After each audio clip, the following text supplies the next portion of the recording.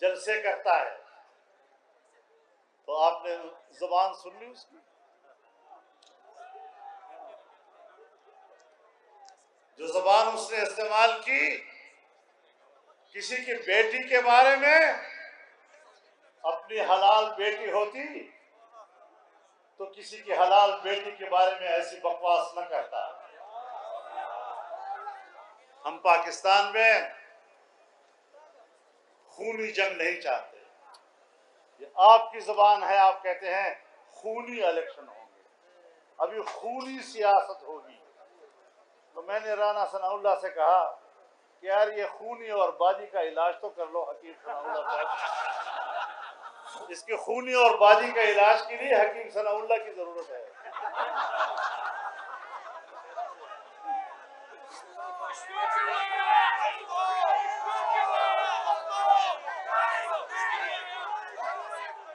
بڑا کہتے رہے ریاست مدینہ رحمت للعالمین اتھارٹی، اور جب اقتدار سے محروم ہوئے کہتے ہیں باہر سے ہمارے خلاف سازش ہوئی ہے، باہر سے سازش ہوئی ہے۔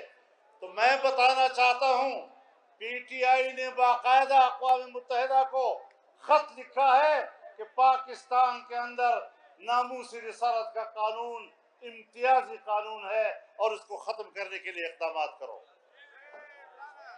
تم نے خط لکھا ہے، تم نے اقوام متحدہ کو دعوت دی ہے کہ پاکستان کے اندر ناموس رسالت کے خلاف، اس قانون کے خلاف آپ اقدامات کریں۔ تم نے محنت کی، قادیانیوں کے ساتھ وعدے وعید کیے کہ قادیانیوں کی غیر مسلم اقلیت کا شک آئین سے نکالا جائے۔ یہ تمہاری کارستانی ہے۔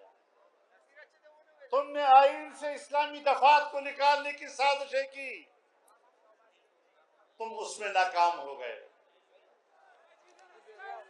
جب اقتدار سے محروم ہوا تو کہتا ہے میرے خلاف بیرونی سازش۔ کون سا بیرونی سازش؟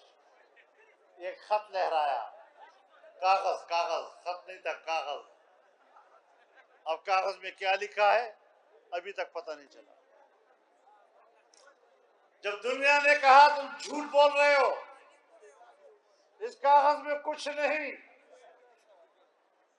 تو اگلے دن بیان دیا کہ مجھے جولائی میں پتہ چل گیا تھا کہ نون لیگ میرے حکومت کے خلاف سازش کر رہی ہے۔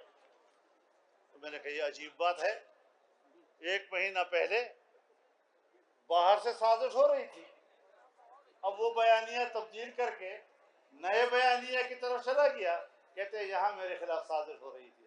اور بھائی سازش نہیں ہو رہی تھی، ہم علل اعلان میدان میں تھے تمہاری حکومت کا خاتمہ کرنے کے لیے، اور خاتمہ کر کے رہے ہیں۔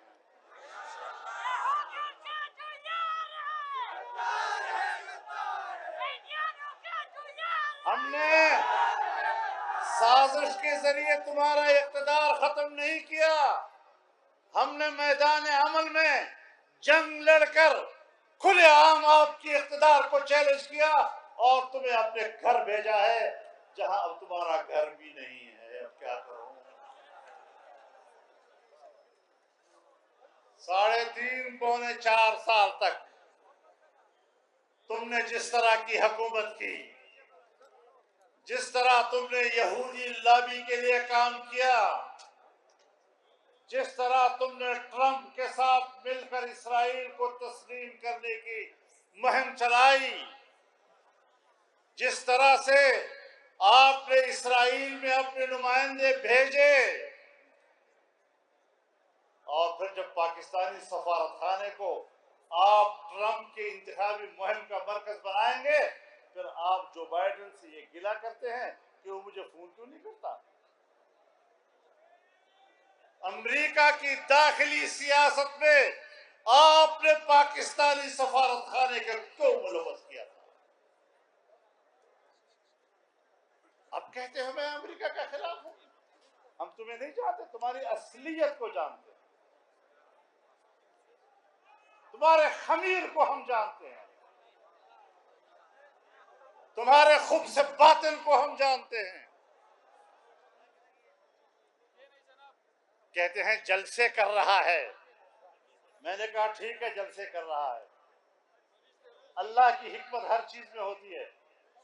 ہم نے کہا دھاندلی کر کے آیا ہے, ہم نے کہا اس کو حکومت کرنے کا حق نہیں, لیکن حکومت آنے سے پہلے جس طرح دنیا نے اس کو اٹھایا, بی بی سی اور وائس آف امریکہ نے آسمان کی قلابیں ملائیں اور ایسی شخصیت کے طور پر اس کو پیش کیا جیسے اگر ویژن ہے تو یہی, شخصیت ہے تو یہی, تبدیلی لائے گا تو یہی سب سے بڑا ایک آئیڈیل شخصیت.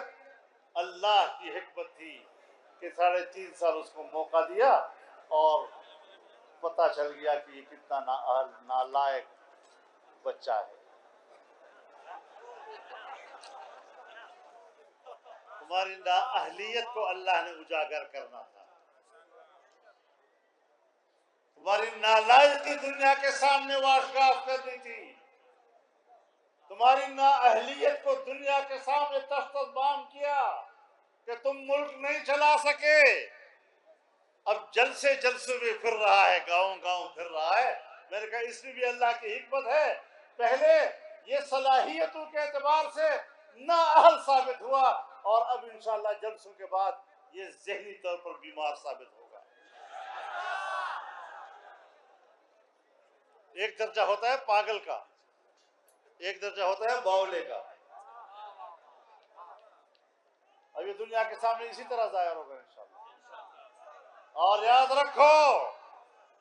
یاد رکھو میں بتانا چاہتا ہوں کہ اب یہ سیاسی لحاظ سے ایک لاش ہے, لاش. اور میں ان کے پیروکاروں کو بھی بتانا چاہتا ہوں, اور اگر کہیں کسی ادارے کے اندر کوئی آنٹی کو تکلیف ہے, کسی گھر میں کسی اشرافیہ کو تکلیف ہے, ان کو بھی بتانا چاہتا ہوں کہ 1 کروڑ لوگ بھی اگر لاش کے اوپر کھڑے ہو جائے تو اس کو زندہ نہیں کر سکیں گے. خدا کے لیے پاکستان کو تجربہ گاہ نہ بنایا جائے. ملک ہے, یہ وطن ہے, اور ہم اس ملک کو مضبوط دیکھنا چاہتے ہیں. مضبوط تب ہوگا جب ادارے مضبوط ہوں گے, اور ادارے تب مضبوط ہوں گے جب وہ اپنے آئین کے دیے ہوئے دائرے اختیار کے اندر رہتے ہوئے اپنا کردار ادا کریں.